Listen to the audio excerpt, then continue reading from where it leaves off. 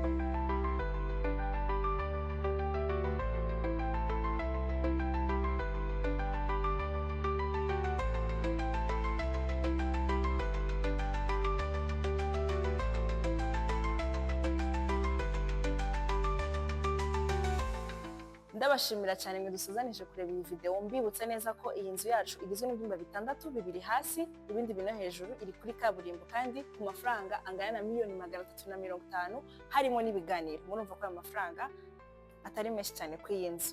Rero ntimwibagire gukanda subscribe, like, share, comment. Thank you so much.